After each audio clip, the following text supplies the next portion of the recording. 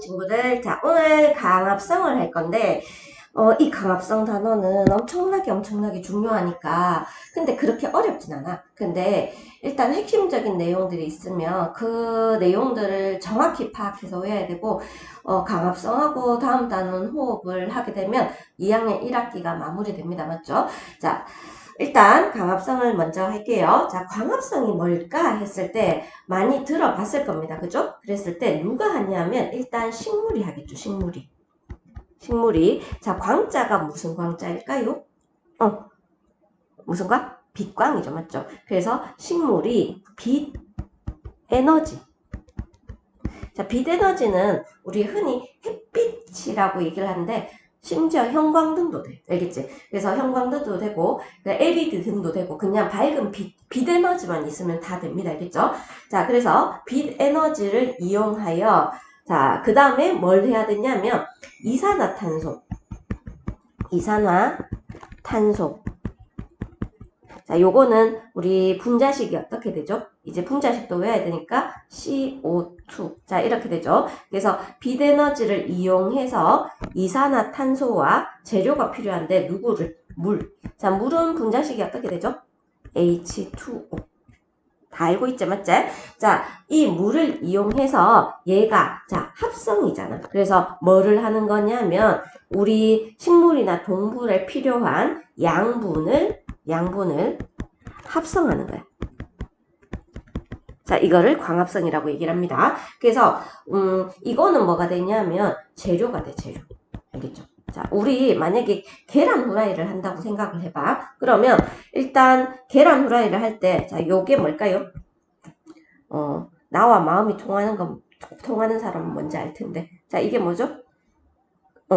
후라이팬이 알겠지? 후라이팬. 자, 그리고 그 다음에 계란을 그려볼게요. 자, 여기에 이렇게 계란이 이렇게 있어. 자, 노른자가 있고, 자, 흰자는 회색으로 표현할게요.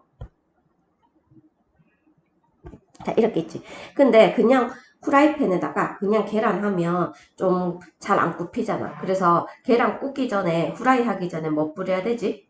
식용유 뿌려야 되지, 맞지? 그래서 후라이팬에 이렇게 식용유를 이렇게 뿌려야 되잖아, 그지? 자, 근데 후라이팬에 그냥 계란만 얹어 놓는다고 계란이 익나요? 안 익지? 그럼 반드시 뭐가 있어야 돼? 가스레인지로 이렇게 불이 있어야 되잖아, 맞지? 자, 그러면 우리는 이게 뭐냐면 이 가스레인지가 열 에너지가 되거든. 열 에너지고 그 다음에 장소는 어디냐면 후라이팬이죠, 맞죠? 후라이팬. 그래서 이 후라이팬이 장소고 그 다음에 재료는 뭐가 되냐면 기름과 그 다음에 달걀이 있어야 되겠지. 그러면 산물은 뭐가 나온다? 계란 후라이가 되겠죠, 맞죠? 그래서 이제 생산 산물은 계란 후라이가 되듯이 일단 뭐도 필요하고 장소도 필요하고 에너지도 필요하고 자, 그 다음 뭐도 필요하냐면 재료도 필요하겠죠. 그리고 마지막으로는 결과물이 나오겠지. 결과물. 그래서 우리 이런 배경을 기준으로 해서 지금 광합성을 조금 잘 이해하도록 합니다. 그러면 일단 재료부터 먼저 얘기할게요. 자, 광합성에 필요한 재료는 이산화탄소. 또 언급을 할 겁니다. 외우세요. 자, 이산화탄소 재료입니다. 또 재료가 한 개 더 있어야 돼. 자, 재료가 뭐냐면 물입니다. 물. 알겠죠? 자, 물. 그리고 그 다음에 화살표인데 이때 그냥 일어나는 게 아니라 반드시 뭐가 있어야 되냐면 빛 에너지가 있어야 돼. 빛 에너지. 빛 에너지가 있어야 됩니다. 빛 에너지가 있으면 나오는 게 포도당을 만들어내. 신기하지, 맞지? 그래서 식물이 스스로 포도당을 만들어내고 또 부산물로 우리가 숨을 쉴 수 있는 물질을 만들어주는데 누구를 만들어주냐면 산소가 만들어집니다. 이것도 중요하고 이것도 중요하죠, 맞죠? 식물이 없었다면 아마 동물도 살 수 없었을 거야, 그치? 그래서 포도당과 산소를 만들어내는데 이거는 광합성 결과 만들어지는 산물, 생산물 이렇게 생각하면 되고 얘는 재료입니다. 그죠? 재료. 근데 장소도 있겠죠. 자, 이 장소가 어디에서 일어났냐면 장소는 엽록체입니다. 엽록체. 근데 애들이 장소를 얘기하라 하면 엽록소라고 쓰는 사람이 있는데 엽록소는 엽록체 안에 들어있는 자 참고로 엽록소는 소라고 붙은 건 엽록체 안에 들어있는 뭐냐면 색소입니다. 색소. 자, 이 색소가 빛을 흡수해주는 역할을 해요.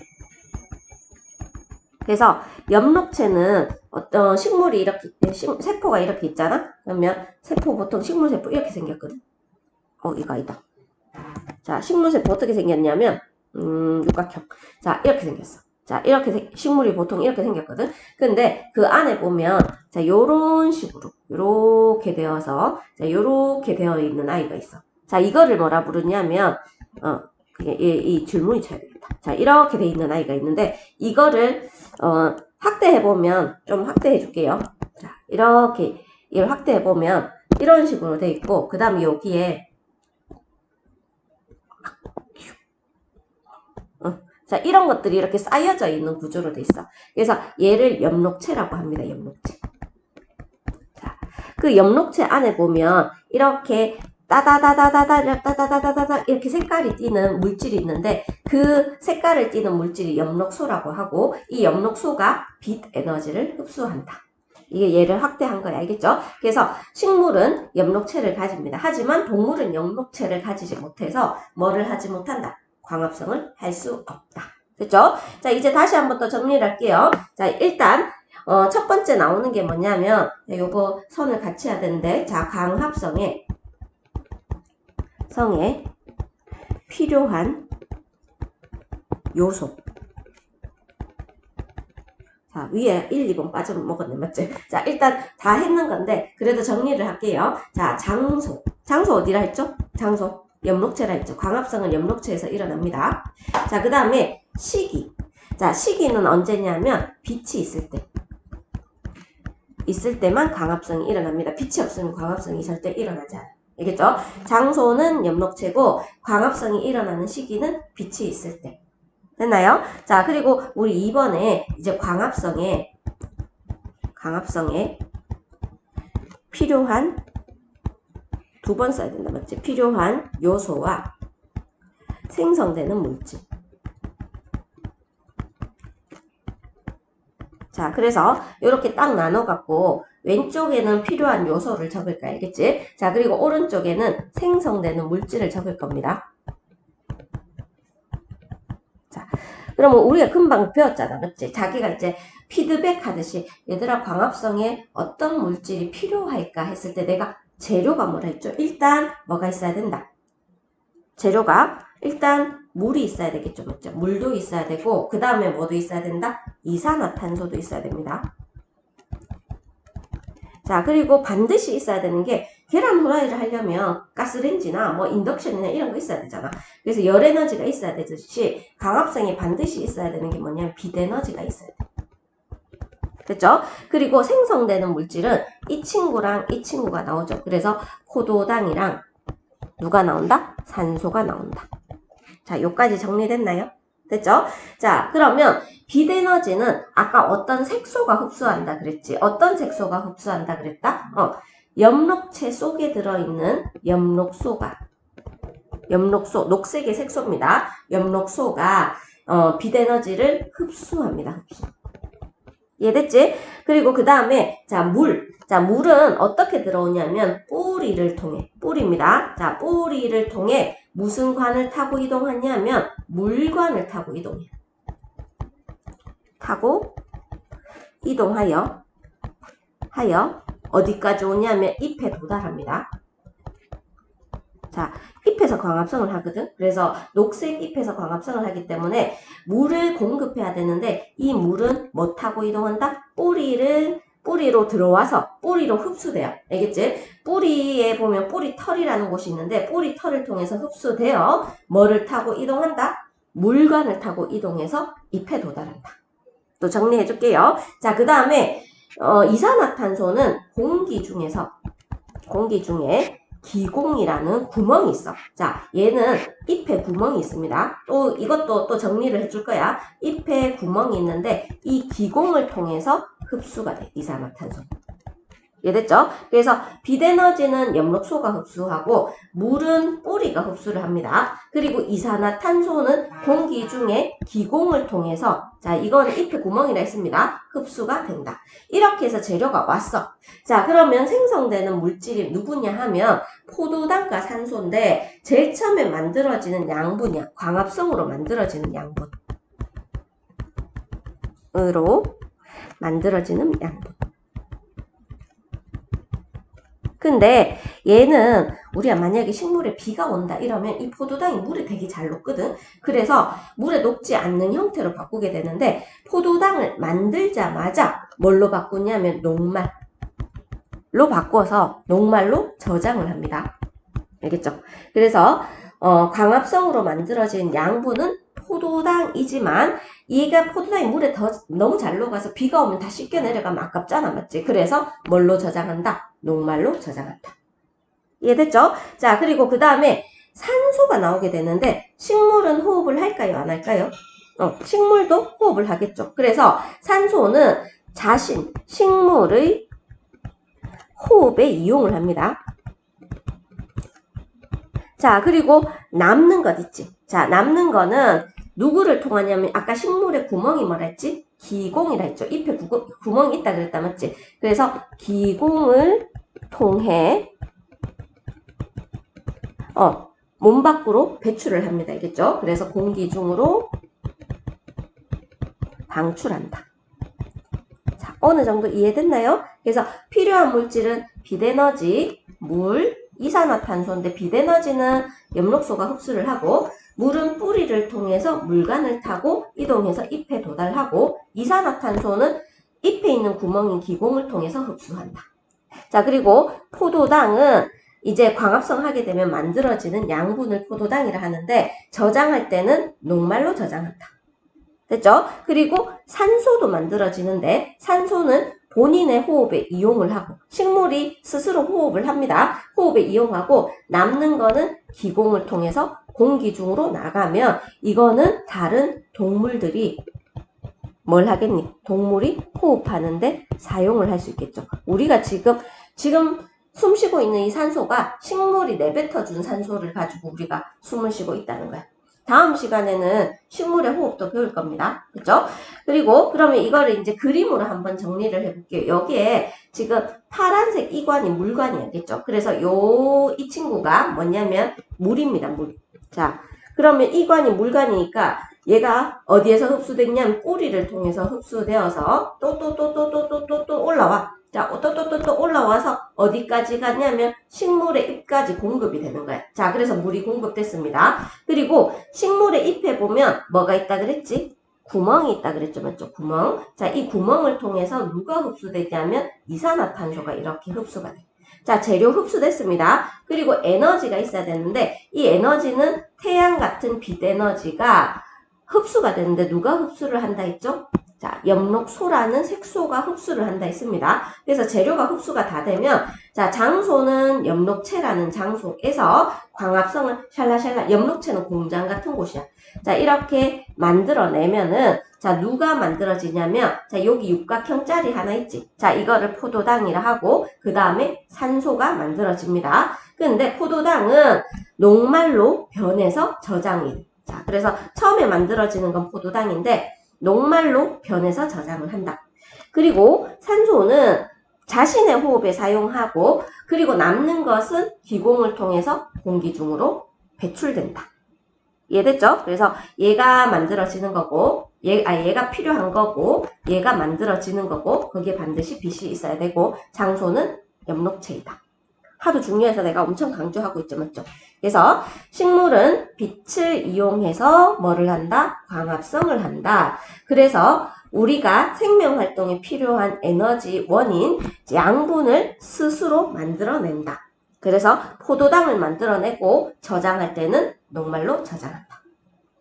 이해됐죠? 자, 계속 광합성이 가는데 우리 광합성을 이제 BTB 용액이라는 걸 알아야 돼. 자, BTB 용액은 누구의 양에 따라서 색깔이 변하냐면 이산화탄소의 양에 따라서 색깔이 변합니다. 그래서 이산화탄소가 많을 때 노란색이야. 자, 많을 때는 노란색. 기억하세요. 자, 이산화탄소가 적을 때는 파란색인데 자, 이 순서 어떻게 외우냐면 너네 무지개 색깔 다 알지 맞지? 무지개 색깔 보면 빨주, 노, 초, 파 됐나요? 그래서 빨주, 노, 초, 파 이렇게 외우시면 됩니다. 무지개 색깔 외우듯이 하면 돼. 그러면 노란색은 이산화탄소가 많다.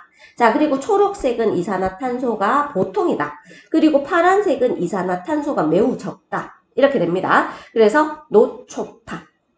이해됐죠? 근데 참고적으로 이산화탄소가 많게 되면 우리는 용액을 산성이라고 해. 산성. 그리고 이산화탄소가 좀 별로 없을 때를 중성이라고 표현합니다. 그리고 거의 이산화탄소 아예 없다. 이러면 무슨 성이냐면 염기성이라고 얘기해. 그래서 산성, 중성, 염기성 이렇게 표현하기도 합니다. 노초파.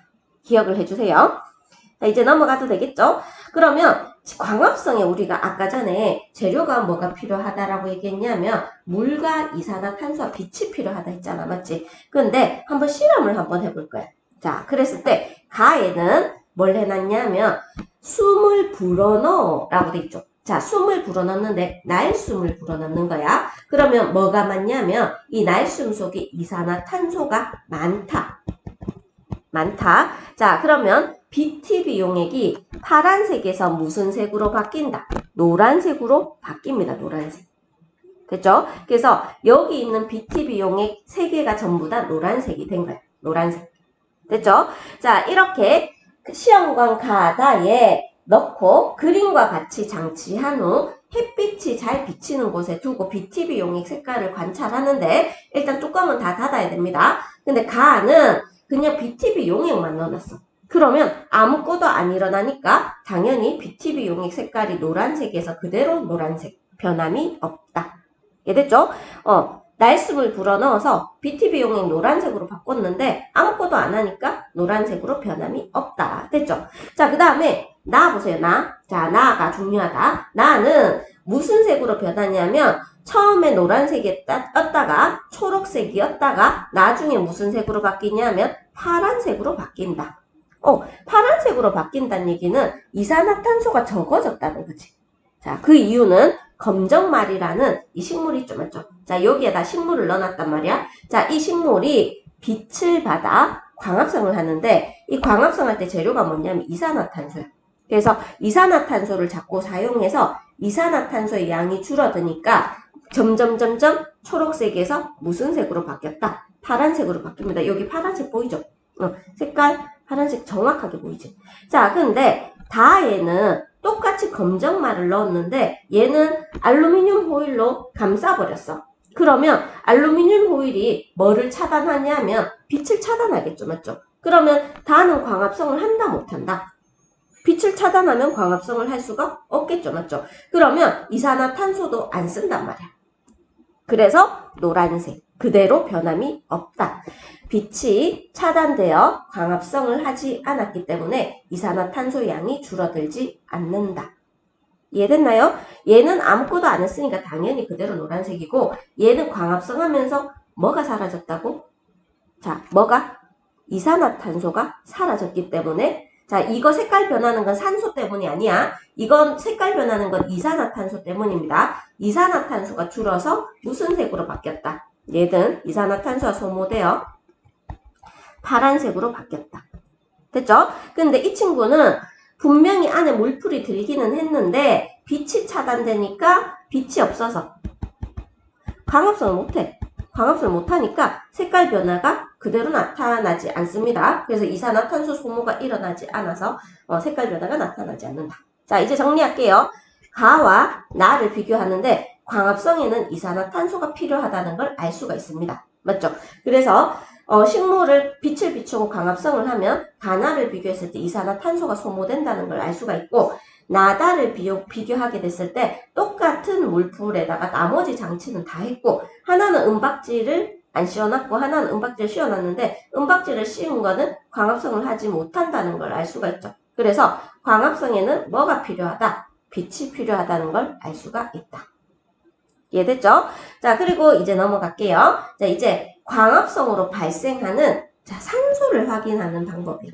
자, 산소는 일단 어떻게 하냐면 검정말을 넣어놓고 탄산수소 나트륨을 넣어주는데 이거는 원래 이산화탄소가 물에 잘 안 녹거든.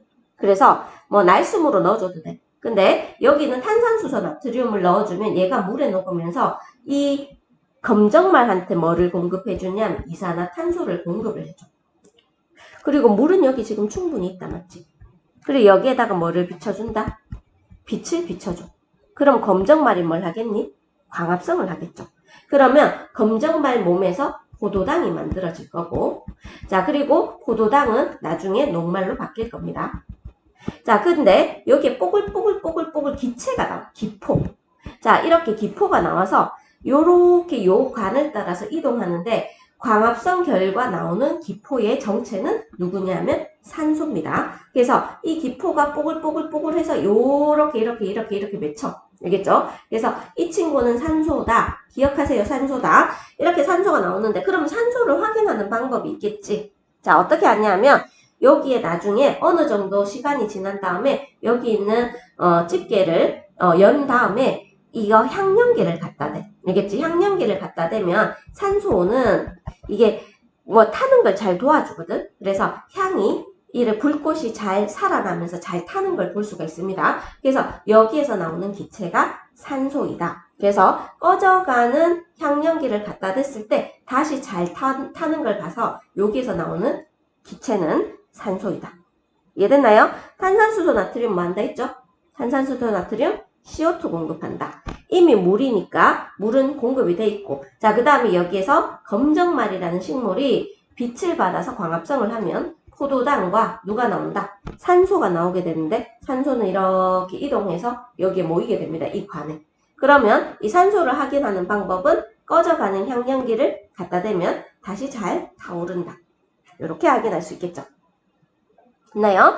자, 그 다음에 광합성에 영향을 미치는 환경인데 광합성은 외부에서 이렇게 많이 재료를 수습해 오기 때문에 이제 광합성의 환경 요인인데, 자, 빛이 세면 세수록 광합성이 잘 일어나는데 그렇다고 빛이 세다고 무조건 무한대로 잘 일어나는 건 아닙니다. 너네들 봐봐. 뭐 음식이 많다고 너네 위 속에 다 들어가는 건 아니잖아. 많을수록 잘 먹을 수 있겠지만, 그래서 빛이 세기에 따라서 광합성이 어느 순간 이렇게 증가하는데 나중에 되면 이렇게 일정해집니다. 참고로 고등학교 가서 배울 건데 중학교에도 가르치는 선생님들 있을 거야. 자, 더 이상 광합성이 증가하지 않는 빛의 세기, 여기를 뭐라 부르냐면 광포화점.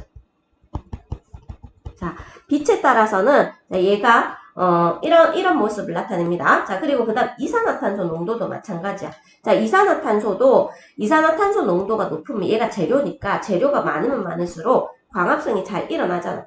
잘 일어나는데 어느 순간 되면 일정해진다. 쌤, 여기 이름 없어요? 없어요. 알겠죠? 자, 그리고 온도. 자, 온도 보세요. 너네 봐봐. 언제가 제일 좋아? 봄, 여름, 가을, 겨울 중에서 언제가 살기 제일 좋아? 봄, 가을이 살기 제일 좋지. 지금은 오늘 날짜가 1월 20일이니까 오늘 춥다 맞지? 오늘 영하 10도까지 내려가는데 이러면 우리가 생활하기 너무 힘들잖아. 그 여름이 되면 40도가 넘어. 내가 살고 있는 데가 지금 되게 불익하잖아. 맞지? 그래서 막 40도 가까이 되면 또 그거 헥헥거리면서 거린단 말이야. 그래서 자, 온도는 광합성도 마찬가지야. 여기서 한 37, 8도? 이 정도에서는 잘 일어나다가 나중에 되면 급격하게 감소합니다. 그래서 온도가 너무 높은 것도 안 좋고 너무 낮은 것도 안 좋아. 그래서 적정 온도. 그래서 온도만 그래프가 좀 다르게 생겼죠. 그래서 광합성에 미치는 환경 요인, 첫 번째 빛의 세기, 자, 이거. 자, 그 다음 이산화탄소의 농도, 이거. 자, 그 다음에 온도.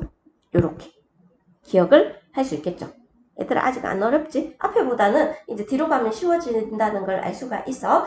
2학기 때는 더 쉽습니다. 알겠죠? 그래서 너무 어려워할 필요 없어. 이제 나중에 되면 이제 첫 시험 치는 학생들도 있을 거고 이미 시험을 한번 쳤는 학생도 있을 건데 1학기 앞부분이 제일 어려워. 3학년도 쉽습니다. 자, 이제 넘어갈게요.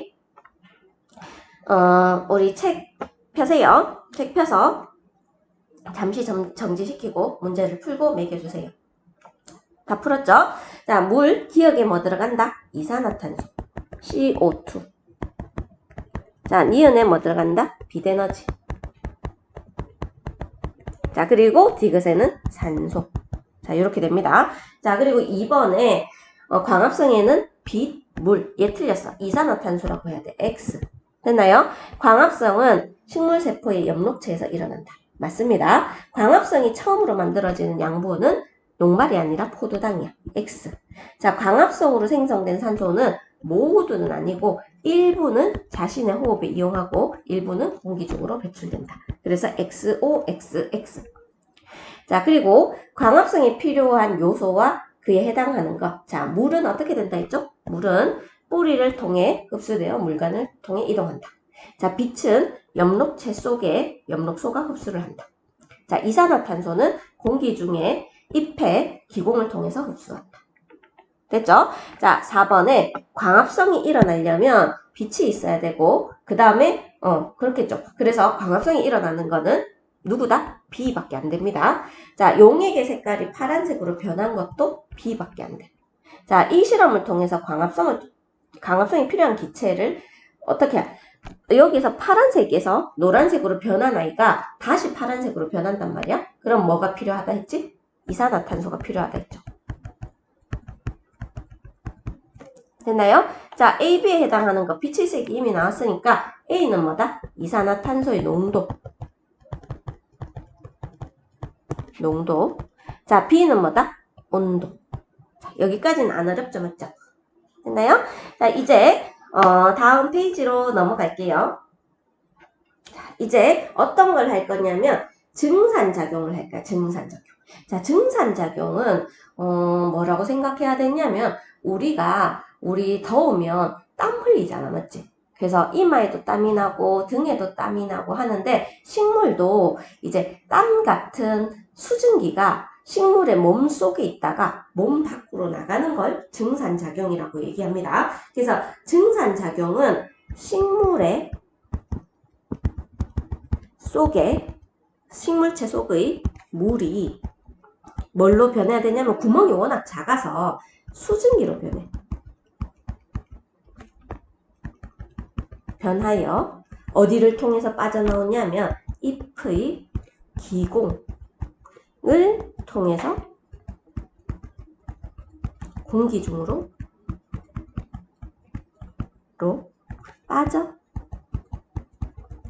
나가는 현상.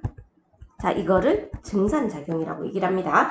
자, 우리 잎을 보면, 자, 여기가 윗면이고, 제일 위쪽을 표피라는 말을 써. 자, 그리고, 그 다음 여기 보면, 물관, 체관이 지나가는 관들이 있는데, 우린 이걸 보고 인맥이라고 얘기를 합니다. 인맥. 됐죠? 근데, 요 아래에 보면, 좀, 여기, 나 또 확대를 해볼 건데, 요 옆에 녹색 세포 있지? 자, 이 녹색 세포를 뭐라 부르냐면, 공변세포라고 해. 저기 써놨네, 맞지? 이 공변세포 사이사이에 중간에 구멍이 있는데 이 구멍을 기공이라고 얘기를 하는데 이 기공은 어디에 많냐면 잎의 아랫면에 많습니다. 근데 다 그런 건 아니야. 물에 떠다니는 식물들 있지. 불의 옥잠, 물옥잠 같이 아니면은 그 개구리밥 같은 거 있잖아. 그런 거는 공기가 얘가 이렇게 수면이 있으면 이렇게 잎이 위에 이렇게 떠 있잖아, 맞지? 그렇기 때문에 공기가 잎의 위쪽에 더 많기 때문에 이런 친구들은 윗면에 기공이 더 많습니다. 하지만 대부분의 식물들은 잎의 아랫면에 기공이 많다. 이렇게 기억을 해주시면 됩니다. 오, 전화 왔다. 왔습니다. 내 전화도 아닌데. 자, 일단 그러면 증산작용을 왜 해요? 라잖아. 우린 땀을 흘리는 건 우리가 주로 체온 조절을 하기 위해서 땀을 많이 흘리는데 증산작용을 해야지 식물이 뭘 할 수 있냐면 뿌리에서 흡수된 물이 올라올 수 있어. 그래서 우리는 이걸 보고 물 상승의 원동력이라고 얘기를 합니다. 원동력. 이거는 증산작용의 역할은 서술형처럼 짝짝짝짝 입에서 착착 나올 수 있어야 돼. 그래서 뿌리에서 흡수된 물이 어디에서? 뿌리에서 흡수된 물이 어디까지 도달해야 되냐면 위로 올라가서 잎까지 도달해야 되잖아, 맞지? 근데 여기에서 빠져나가는 게 있어줘야지, 기공으로 빠져나가는 게 있어줘야지 위로 올라올 수 있는 힘이 생겨. 그래서 이걸 보고 물상승의 원동력이라고 얘기를 합니다. 자, 그리고 이렇게 잎에 도달하면 아까 얘기했듯이 이 물이 뭘 하냐면 광합성을 할 수 있어. 그래서 이렇게 상승한 물이 있어야지 광합성을 할 수 있기 때문에 반드시 증산작용을 해야 돼. 알겠죠? 자, 그리고 식물에 이게 식물이 수분량이 혹시 너무 많을 때도 식물의 수분을 빼주는 역할을 합니다. 물을 많이 흡수하는 건 좋지만 또 식물에 물이 너무 많을 수도 있잖아, 맞지? 그래서 식물의 몸속의 수분량을 조절해준다.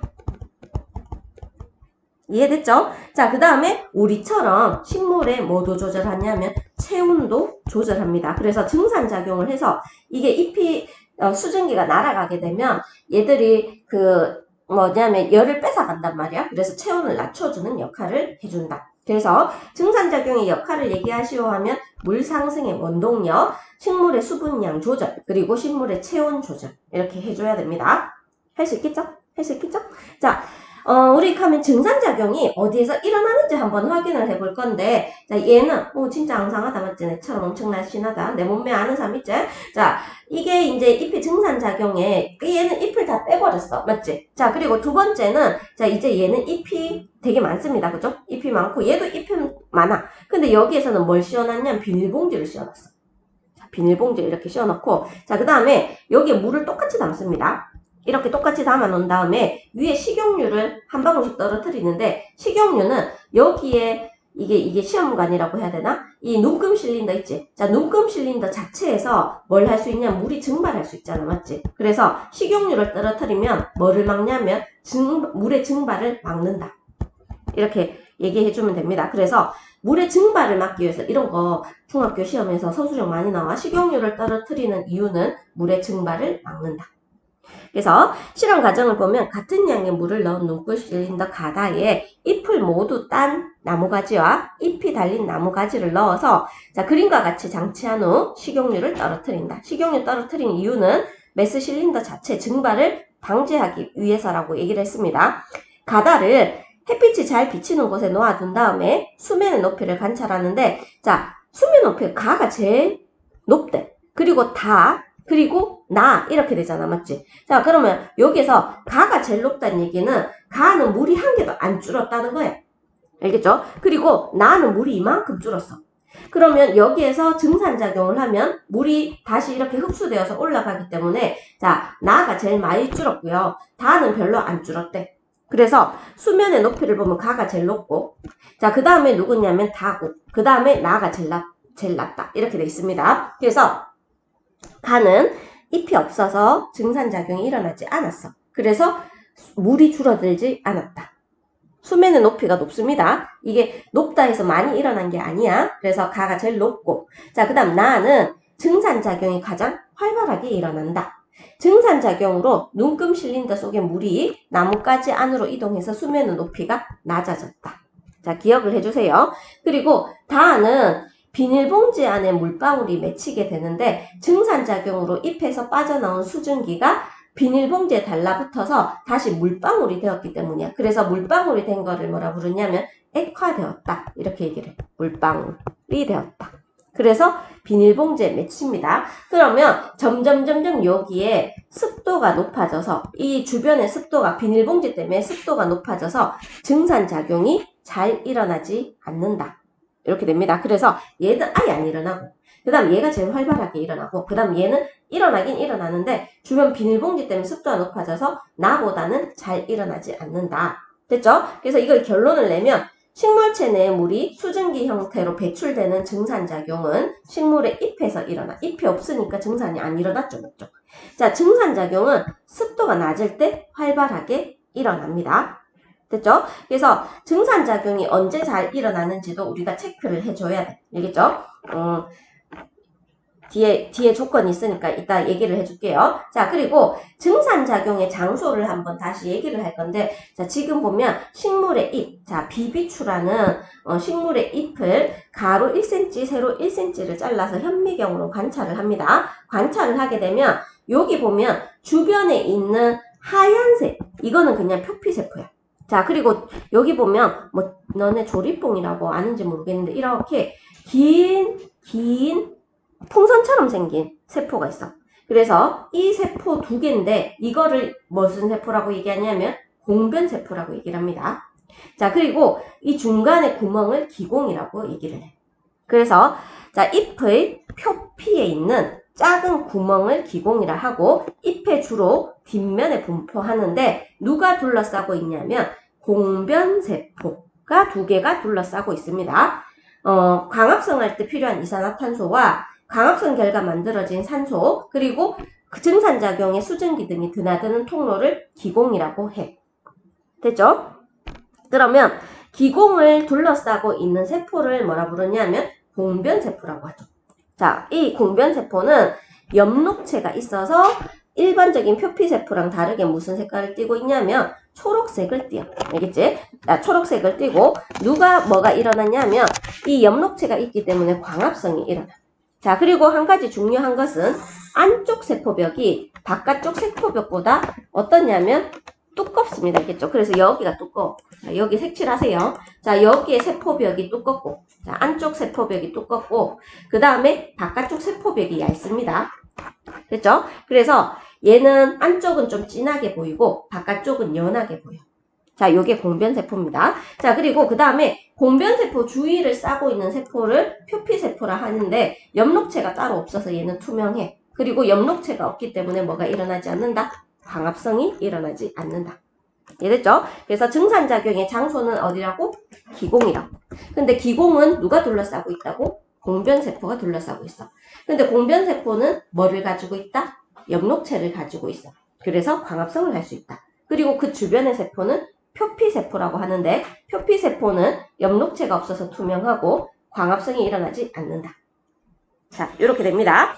그러면 이제 우리 중산작용을 조절하는데 일단 공변세포가 어떻게 되어 있냐면 옆에 그림 보세요. 공변세포가 얘는 좀 팽팽하게 해서 이 공변세포가 물이 많이 들어오. 자, 여기에서 물이 많이 들어오게 되면 이런 모양을 가지고 공변세포에 물이 적게 들어오면 이런 모양을 가집니다. 그래서 우리 풍선에 바람 불었다고 생각하면 돼. 그래서 공변세포에 물이 많이 들어오면 이런 모양, 물이 적게 들어오면 이런 모양인데 이 공변세포의 모양에 따라서 뭐가 이렇게 기공이 열렸다, 닫혔다. 이렇게 얘기를 해. 알겠지? 그래서 누구의 모양에 따라서 공변세포의 모양에 따라서 기공이 열렸다,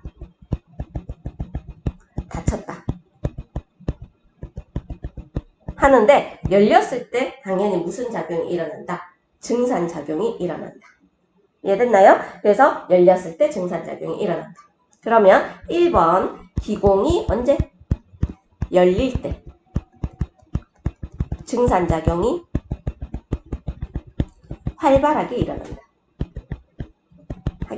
됐죠? 자, 그 다음에 기공은 언제 열리냐면 기공은 주로 낮에 열립니다. 열리고 밤에는 닫혀.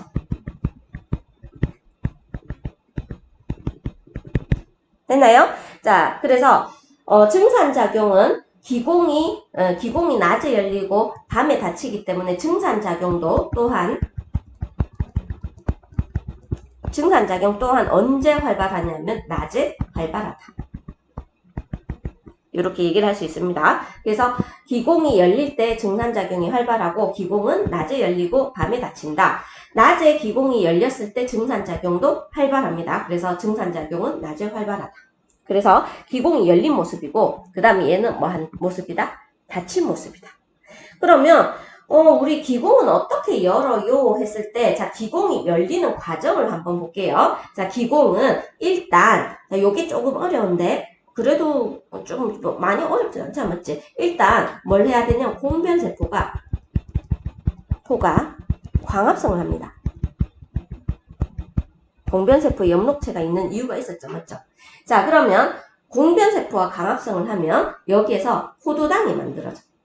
포도당 때문에, 공변세포의 농도가 높아져.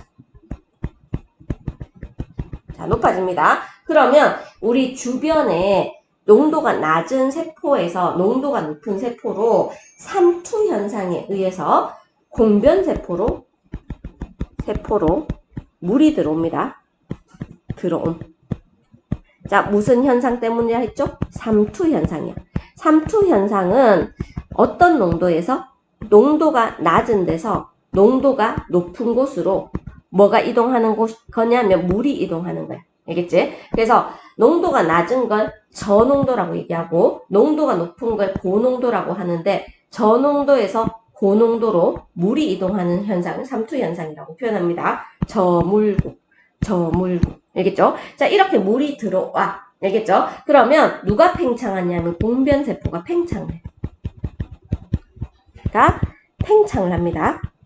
이렇게 팽창할 때 안쪽 세포벽은 두껍고 바깥쪽 세포벽은 얇아서 팽창하는 정도가 달라진단 말이야. 그래서 일단 팽창하면서 휘어지게 되는데, 그러면서 누가 열리냐면 기공이 열린다. 됐나요? 다시 한번 정리할게요. 광합성을 했어. 그래서 농도가 높아졌어. 그래서 주변 세포로부터 공변 세포에 뭐가 들어온다? 물이 들어온다. 무슨 현상에 의해서? 삼투 현상에 의해서. 그러면 공변 세포가 이 물 때문에 팽창을 하고 휘어지면서 기공이 열린다. 자, 이 모습을 설명을 하는 겁니다. 그러면 우리 증산작용이 잘 일어나는 조건은 뭘 생각해야 되냐면 빨래 또는 머리 잘 마르는 거. 조건이랑 비슷하다라고 보면 됩니다. 그러면 증산작용이 잘 일어날 때는 빛이 강할 때, 빛 셀 때, 자, 그 다음에 온도 높을 때입니다. 됐죠? 그리고 바람이 잘 불 때야. 다 높을 때지, 맞지? 하지만 뭐는 아까 얘기했듯이 습도는 낮을 때. 그러니까 습도가 너무 높으면 주변에 물이 너무 많아서 공기가 이 수분을 이렇게 포함할 수 없어. 그래서 습도는 낮을 때 증산작용이 잘 일어난다. 이렇게 됐죠. 근데 우리가 이거 광합성 다루는데 왜 증산작용을 배워요? 하는데, 자, 증산작용을 하면 물이 빠져나가잖아. 물이 빠져나가면 뿌리로부터 물이 잎으로 올라옵니다. 그러면 물이 공급되고 증산작용을 하면 뭐가 열리냐면 기공이 열리지. 기공에 뭐가 들어온다? 수증기는 나가지만 이산화탄소가 들어옵니다. 그래서 증산작용이 잘 일어날 때 누구도 잘 일어난다. 광합성도 잘 일어난다. 왜 안 나와? 잘 일어나. 마지막 가면 성격이 급해져서 글자가 막 이런다 봤지. 처음에는 천천히 하다가 너네들 너무 오래 수업하면 지겨울까봐 나의 이런 배려심에 의해서 자, 근데 성질이 급해지죠. 맞죠? 일단 뿌리로 물이 흡수되어서 잎으로 올라오게 되고 그러면 광합성에 필요한 물이 공급이 되고 자, 그 다음에 기공이 열려서 이산화탄소가 들어오면 광합성에 필요한 이산화탄소가 공급이 되겠죠. 그리고 낮에 증산작용이 잘 일어나기 때문에 광합성도 낮에 일어나겠죠. 당연히 빛에너지가 있어야지 광합성이 일어날 수 있겠죠. 맞죠? 됐죠? 자, 일단 그렇게 되고 그 다음에 우리 이제 다 했어. 다 했으니까 이제 실험이나 이런 것만 좀 마무리하면 돼. 됐죠? 책 피시고 잠시 정지시켜 놓고 문제를 풀어주세요. 자, 다 풀었죠? 6번 증산작용은 식물의 잎에서 일어난다. 맞겠죠? 자, 그리고 증산작용은 주로 낮에 일어납니다. X. 자, 증산작용은 기공이 열리고 닫힘에 따라 조절이 됩니다. 열려야지 할 수 있어. 자, 그 다음에 증산작용은 뿌리에서 흡수한 물이 잎까지 이동하는 원동력이 된다. 우리 증산작용의 의의가 뭐라 했죠? 물 상승의 원동력, 식물의 수분량 조절, 식물의 체온 조절. 이렇게 얘기를 했습니다. 온도 조절. 자, 증산작용은 식물체 속에 이산화탄소가 공기 중으로 이산화탄소가 아니라 수증기가죠. 그래서 X. 됐죠? 자, 증산작용이 활발할수록 수면의 높이가 낮아진다. 맞습니다. 물이 다 식물로 들어가서 수면의 높이가 낮아지는 거야. 자, 나보다 가에서 물이 더 많이 줄어든다. 말도 안 되죠. 맞죠? 자, 그리고 가나를 비교하면 증산작용이 잎이 없으면 안 일어나니까 잎에서 일어난다는 걸 알 수가 있다. 다는 시간이 지나면서 비닐봉지 안에 물방울이 맺히는데 잎에서 나온 수증기가 비닐봉지에서 뭐 되었기 때문이다? 액화되었다. 액체로 되었다. 이런 뜻이야. 그래서 맞아. 자, A와 B의 이름을 쓰시오 라고 되어 있는데 A 이름이 공변세포. 이제 세포 이름이었죠? 자, B 이름은 뭐다? 기공. 자, 이렇게 얘기를 합니다. A는 안쪽 세포벽이 바깥쪽 세포벽보다 두꺼워 진하게 보이며 엽록체가 있어서 초록색을 띈다. 자, B는 주로 낮에 열리며 B가 열릴 때 증산작용도 활발하게 일어나고 광합성도 활발하게 일어난다. 자, 기공이 많이 열리면 증산작용이 활발해진다. 그치? 그럼 이때 뿌리에서 흡수된 물이 잎까지 상승하고 열린 기공을 통해 공기 중에 이산화탄소가 많이 흡수되겠죠. 소가 많이 흡수되므로 광합성도 활발하게 일어난다. 오늘 다 100점 맞았지, 맞죠? 됐죠? 자, 이제 다음으로 넘어갈게요. 광합성이 일어나는 장소와 광합성 산물을 볼 건데, 자, 여기 O2 실험실에 실험을 한번 보고 가겠습니다.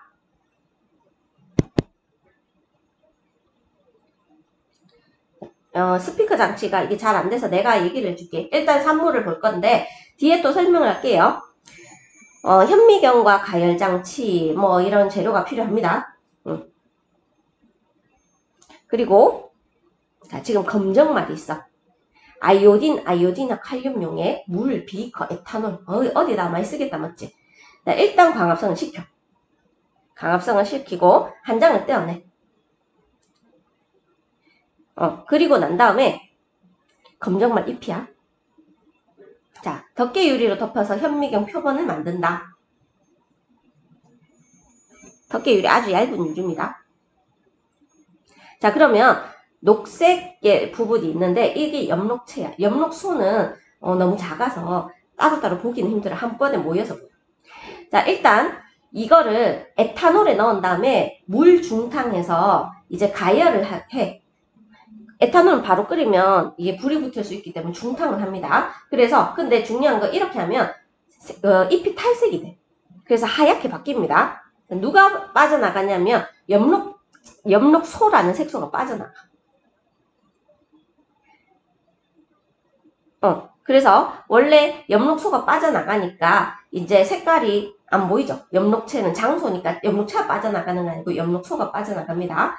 그리고 탈색한 검정말 잎에 아이오딘과 칼륨을 떨어뜨리는데 얘가 어떤 성질이 있냐면 녹말이 있으면 얘가 청남색으로 바뀌어. 녹말이 있으면 원래 아이오딘 색깔은 갈색인데 녹말이 있으면 청남색이 됩니다.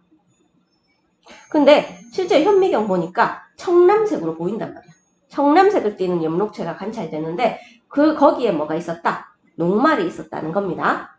자, 원래 엽록체는 초록색이다. 자, 이제 탈색을 시키고 그러면 자, 이제 청남색으로 변했다.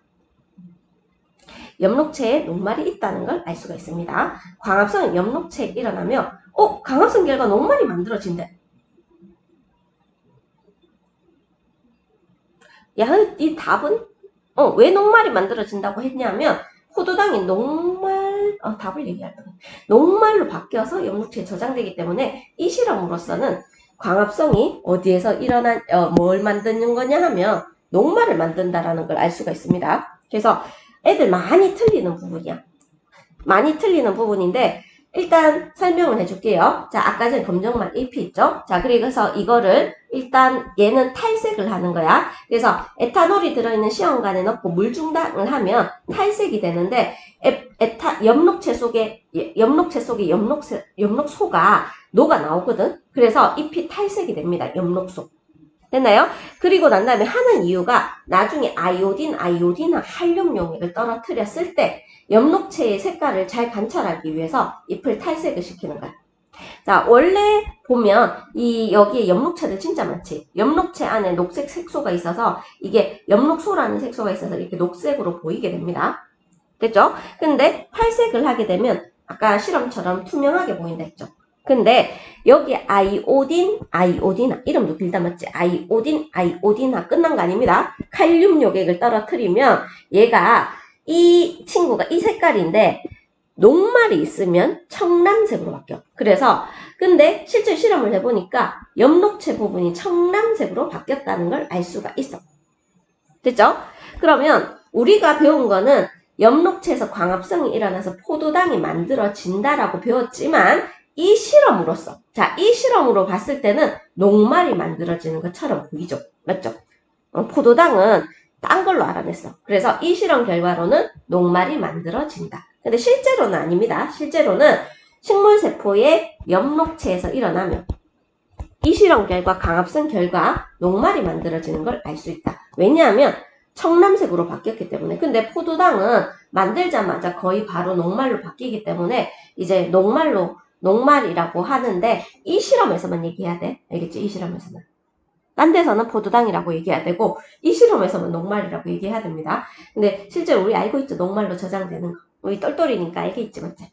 자, 이렇게도 실험해요 하는데, 자, 햇빛이 이렇게 비추고, 그 다음 어둠 상자에 비추게 되고, 똑같은 실험을 합니다. 위의 실험을 반복하면, 얘는 아이오디나 칼륨 넣었을 때 청람색으로 바뀌는데, 얘는 안 바뀌어. 왜냐하면 강합성을 못했거든. 그래서 녹말이 안 만들어졌거든. 됐죠? 내가 말이 너무 빠르나요, 얘들아? 뒤로 가면 좀 말이 빨라지는 느낌적인 느낌이 좀 드네. 자, 확인 문제 한번 해볼게요. 옳은 것은 O, 옳지 않은 것은 X. 광합성은 염록체에서 일어난다. O겠죠. 자, 이 실험입니다. 이 실험은 광합성으로 녹말이 만들어진다. 다른 데서는 뭐라 하라 했지? 고도닥. 이 실험만. 알겠지? 이 실험만.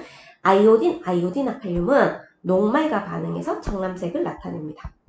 광합성으로 생성된 녹말은 포도당으로 바뀌어. 거꾸로 됐다, 맞지? 그래서 거꾸로 얘기해야 돼. 왜 갑자기 1이 나타나지? 자, 그래서 거꾸로 이렇게 뒤집으세요. 얘는 일단 틀렸어. 자, 검정말을 에탄올에 넣어서 물 중탕하는 까닭을 쓰시오 라고 돼 있는데, 얘는 엽록소를 뭐 하냐면 제거해. 그래서 잎을 탈색시키기 위해서입니다. 자, 위 세포에서 잎이 세포에서 청람색으로 변한 구조는 뭐냐면 엽록체입니다. 엽록체가 이렇게 바뀌었는데 엽록체에서 광합성을 해서 녹말이 만들어진다. 진다라는 걸 알 수가 있다. 여기에서는 이 실험 결과로 알 수 있는 거예요. 맞죠? 포도당 하면 좋겠는데 포도당은 바로 녹말로 변하기 때문에 거의 녹말로 저장되기 때문에 이 실험을 녹말이라고 하는 겁니다. 됐죠? 자, 실험 하나만 더 볼게요. 자, 이제 빛의 세기와 광합성 단원이야. 당연히 빛이 세면 셀수록 광합성이 잘 일어나는데 어느 순간 되면 더 이상 뭐 세지는 않지만 그래도 여기에서 광합성이 잘 일어난다는 그 실험을 하고 있는 겁니다. 빛이 셀수록. 일단 시금치 잎을 떨어뜨려서 잎 조각을 뭐 20개 넣는다 했나? 자, 구멍 뽕뽕뽕 뚫었다 맞지? 잎에다가. 잔인해. 자, 그리고 그 다음에 잎 조각을 잎 조각 6개였구나. 1% 탄산수소 나트륨인데 이건 이산화탄소 공급하기 위해서야. 저거 안 넣으면 광합성 잘 안 일어나. 그래서 잎을 가라앉힌대.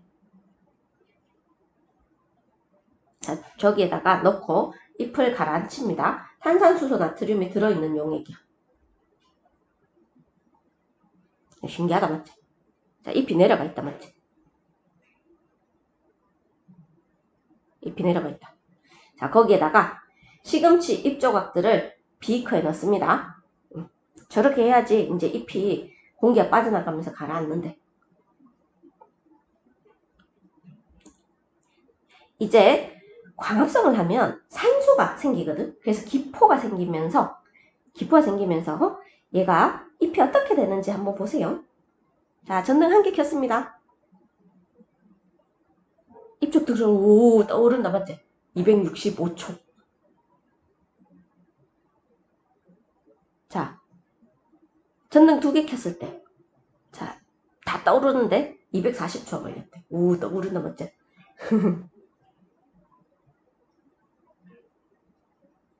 자, 그 다음에 전등을 3개를 켰대. 209초. 얘 왜 떠오르냐면 광합성 하면 산소 생기거든? 그러면 물속에 기포가 많아지면 이제 우리 밀도라 해야 되나? 그런 게 줄어들면서 이렇게 시금치 조각이 떠오른단 말이야. 그래서 전등이 1개일 때 265초 걸리고 3개일 때 209초래. 더 빨리 떠오른다는 걸 볼 수가 있지. 그래서 전등이 켜진 개수가 늘어날수록 시금치 잎 조각이 빨리 떠오른다. 빛의 세기가 셀수록 광합성이 활발하게 일어난다. 잎이 떠오르는 이유는 산소 때문에 산소. 알겠죠? 자, 갈로에 뭐 들어갈까요? 빛이 세기가 셀수록 증가하며 겠죠? 자, 그 다음에 빛이 일정 세기 이상이 되면 더 이상 증가하지 않는다. 이해됐나요? 한 번 더 설명을 해줄게요. 나와라. 없어져야 되는데 X 표시가 나와야 되는데.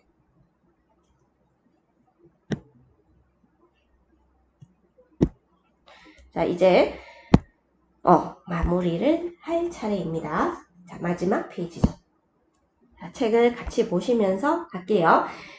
금방 시금치 잎 조각을 만듭니다. 동그랗게 만들고, 그 다음에 주사기에 시금치 잎 조각 6개와 1% 탄산수소 나트륨 용액을 넣고 잎 조각이 모두 가라앉을 때까지 피스톤을 당겨 잎 조각 속에 공기를 빼낸다.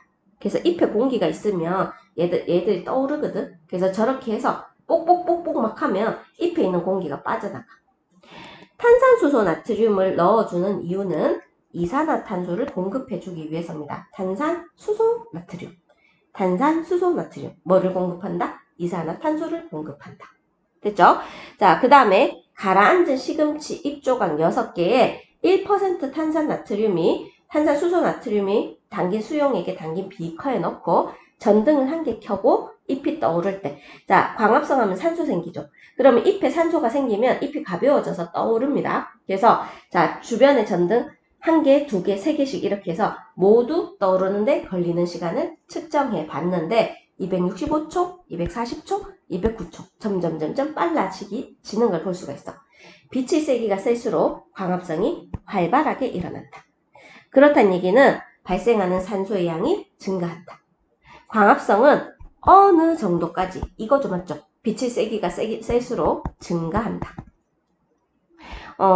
요런 그림도 교과서마다 다른데 요런 그림도 볼 수가 있는데, 자, 지금 이 그림은 LED 전등을 점점 가까이 합니다. 대신에 여기는 그림을 안 그려놨는데 여기에 투명하게 물 있지, 물. 자, 투명한 물을 여기 중간에 벽을 설치해. 왜냐하면 여기에서 나오는 열 때문에 영향을 받을 수도 있어서 중간에 물을 이렇게 설치하기도 합니다. 그래서 LED 전등을 점점 이렇게 가까이 하고 난 다음에 여기에서 여기 기포들 있지? 여기 기포들이 막 생기거든? 이 기포들이 얼마나 많이 생기는지 기포의 수를, 산소 발생량, 기포 수를 센다. 근데 얘가 가까이 가면 갈수록 기포 수가 많아진다는 걸 볼 수가 있어. 자, 그래서 탄산수소 나트륨도 어느 정도 넣어줘야 되겠죠, 맞죠? 탄산수소 나트륨을 넣어줘야지 광합성이 잘 일어나고, 이산화탄소의 농도입니다. 자, 그리고 빛이 어느 정도까지 셀수록 광합성이 잘 일어나고, 뭐 이 실험은 아니지만 적정 온도가 돼야지 광합성이 잘 일어난다. 자, 전등이 켜진 개수의 변화는 온도의 변화를 뜻하는 게 아니라 빛의 세기를 뜻해. 자, 그리고 잎 조각이 떠오르는 까닭은 광합성이 일어나 산소가 발생했기 때문이다. 맞아요. 잎 조각이 모두 떠오르는데 걸리는 시간이 짧을수록 광합성이 활발하게 일어난 것이다. 탄산수소 나트륨의 수용액을 사용하는 까닭은 이산화탄소를 공급하기 위해서입니다. 이산화탄소를 공급하기 위해서. 됐죠? 자, 그리고 그 다음에 전등이 켜진 개수가 늘어날수록 잎 조각이 모두 떠오르는데 걸리는 시간이 짧아진다. 그 까닭을 빛의 세기와 산소 발생량의 변화로, 자, 그러면 빛의 세기가 셀수록, 자, 우리 빛의 세기가 셀수록 어느 정도까지 뭐가 활발하게 일어난다? 광합성이 활발하게 일어나 산소가 많이 생성이 되지. 자, 이렇게 식물에 산소가 많이 생기게 되면 빨리 떠오릅니다. 됐죠? 자, 이해하면서 무조건 무작정 외우려고 하지 마시고, 자, 이해하면서 하시면 충분히 잘 따라올 수 있었다고 믿을게요. 우리 감성 친구들은 똘똘하니까. 자, 오늘 수고하셨습니다. 안녕, 빠이빠이.